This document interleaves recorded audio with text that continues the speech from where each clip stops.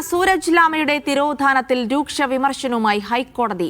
നഗരത്തിൽ നിരീക്ഷണമില്ലാതെ ഒരു സ്ഥലം എങ്ങനെയുണ്ടാകുന്നു? നാളെ ആരെങ്കിലും ഒരാളെ കൊന്നുകൊണ്ടിട്ടാൽ എങ്ങനെ അറിയും? കിട്ടിയ മൃതദേഹം സൂരജ് ലാമയുടേതല്ലെങ്കിൽ ആരുടേതാണെന്ന് അറിയണമെന്നും കോടതി. അഹമ്മദ് മുജ്തബ വിവരങ്ങൾ നൽകും. മുജ്തബ, സൂരജ് ലാമയുടെ തിരോധാനവുമായി ബന്ധപ്പെട്ട് അല്ലെങ്കിൽ ആ നഗരത്തിൽ ആ മൃതദേഹം ആരുടേതാണെന്ന് സ്ഥിരീകരിക്കാത്ത ഒരു മൃതദേഹം കണ്ടെത്തിയതുമായി ബന്ധപ്പെട്ടാണ് ഹൈക്കോടതിയുടെ വിമർശനം. നഗരത്തിൽ ഇങ്ങനെയൊരു നിരീക്ഷണമില്ലാത്ത സ്ഥലം എങ്ങനെയുണ്ടാകുന്നു എന്നുള്ള ചോദ്യം കൂടിയാണ് ഇപ്പോൾ കോടതി ഉയർത്തിയിരിക്കുന്നത്. ഏത് സാഹചര്യത്തിലാണ് കോടതിയുടെ ചോദ്യങ്ങൾ? നേരത്തെ ഈ സൂരജ് ലാമയുടെ മകൻ സാന്തൻ ലാമ ഹൈക്കോടതിയിൽ ഒരു ഹേബിയസ് കോർപ്പസ് ഹർജി നൽകിയിരുന്നു. ആ ഹർജി ഹൈക്കോടതി പ്രത്യേകമായി തന്നെ പരിഗണിച്ച് അതിലൊരു പ്രത്യേക അന്വേഷണ സംഘത്തെ കൂടി നിയോഗിച്ചിരുന്നു. ആ അന്വേഷണ സംഘത്തിന്റെ അന്വേഷണ പുരോഗതി ഇടയ്ക്കിടെ സമർപ്പിക്കുന്നതിന് വേണ്ടി കോടതി ഇന്നും ആ ലിസ്റ്റ് കേസ് ലിസ്റ്റ് ചെയ്തിരുന്നു. അതിനിടയ്ക്കാണ് ഇന്നലെ കളമശ്ശേരി ഭാഗത്ത് ഒരു മൃതദേഹം കണ്ടെത്തിയതുമായി ബന്ധപ്പെട്ട് ഈ കാര്യം അന്വേഷണ ഉദ്യോഗസ്ഥർ കോടതിയെ അറിയിക്കുന്നത്. അപ്പോഴും കോടതി പറയുന്നത് ഇത് ഈ കാണാതായ നമ്മളിപ്പോൾ പ്രത്യേകമായി കേസ് പരിഗണിക്കുന്ന സൂരജ് ലാമയുടെ മൃതദേഹം ആകരുത് എന്നൊരു പ്രാർത്ഥനയും ഒരു പ്രതീക്ഷയും പങ്കുവച്ചുകൊണ്ട് എങ്കിൽ പോലും കോടതി ചില വിമർശനങ്ങൾ ഉയർത്തുന്നത്.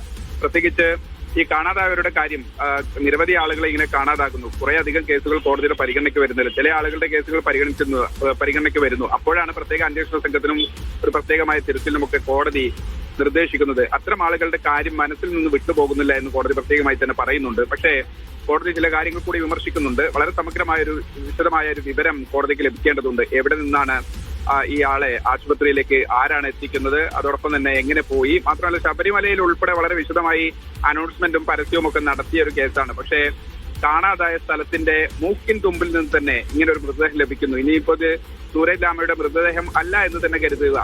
അങ്ങനെ ഒരാളെ ഈ നഗരത്തിനിടയ്ക്ക് ഏറ്റവും തിരക്ക് പിടിച്ചൊരു നഗരത്തിൽ ഇങ്ങനെ ഒഴിഞ്ഞ, ആരും നിരീക്ഷിക്കാത്ത, പോലീസിന്റെ നിരീക്ഷണം എത്താത്ത, പൊതുജനങ്ങളുടെ കണ്ണെത്താത്ത ഒരു സ്ഥലം എങ്ങനെ ഉണ്ടാകുന്നു, അതെങ്ങനെ അങ്ങനെ കീപ്പ് ചെയ്യാൻ കഴിയുന്നു എന്നതുൾപ്പെടെയുള്ള കാര്യമാണ് കോടതി ചോദിക്കുന്നത്. മാത്രമല്ല കോടതി വളരെ വിശദമായി തന്നെ ചില വിമർശനങ്ങൾ കൂടി ഉന്നയിക്കുന്നുണ്ട്. ഒഴിഞ്ഞ സ്ഥലങ്ങളിൽ എത്ര മൃതശരീരങ്ങൾ കിടപ്പുണ്ടാകും?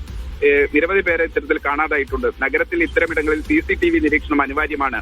പോലീസ് ഗൗരവതരമായി ഇത്തരം സംഭവങ്ങളിൽ ഇടപെടണം. മാത്രമല്ല ഈ കളമശ്ശേരി എന്ന് പറയുന്നത് സംസ്ഥാന ജുഡീഷ്യൽ സിറ്റി വരെ ഹൈക്കോടതി തന്നെ അങ്ങോട്ടേക്ക് മാറ്റി അവിടെ ഒരു ജുഡീഷ്യൽ സിറ്റി സ്ഥാപിക്കാൻ പോകുന്ന ഒരു സ്ഥലമാണ്. അത്തരമൊരു ഇടം ഇങ്ങനെ കാട് പിടിച്ച് ഒഴിഞ്ഞു കിടന്ന് ഒരു വൈരുദ്ധ്യം പോലെ ജുഡീഷ്യൽ സിറ്റി വരുന്ന ഒരു സ്ഥലത്ത് തന്നെ ഇത്തരത്തിലുള്ള ഒരു സംഭവം കണ്ടെത്തുന്നു എന്ന് പറയുന്നത് വളരെ വിമർശനാത്മകമായി തന്നെ കാണേണ്ടതുണ്ട് എന്നതുൾപ്പെടെയുള്ള വിമർശനങ്ങൾ കോടതി ഉന്നയിക്കുന്നുണ്ട്. എന്തായാലും ഇതിന് DNA പരിശോധന ഉൾപ്പെടെ നടന്നുകൊണ്ടിരിക്കുന്ന ഒരു സാഹചര്യത്തിൽ മറ്റന്നാൾ വീണ്ടും കേസ് പരിഗണിക്കാൻ വെച്ചിട്ടുണ്ട്. വളരെ വിശദമായി തന്നെ പോലീസ് ഈ വിഷയത്തിൽ ഒരു റിപ്പോർട്ട് നൽകണം. മാത്രമല്ല കോടതി പറയുന്ന ഒരു കാര്യം കൂടിയുണ്ട്.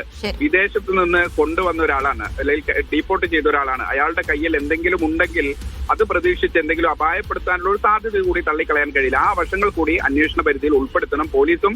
അതോടൊപ്പം തന്നെ ആശുപത്രിയിൽ നിന്ന് പോയ കളമശ്ശേരി ആശുപത്രിയുടെ മെഡിക്കൽ കോളേജിന്റെ സൂപ്രണ്ടും വിശദമായി തന്നെ റിപ്പോർട്ട് നൽകണമെന്നും കോടതി പറഞ്ഞിട്ടുണ്ട്. ജൻസി.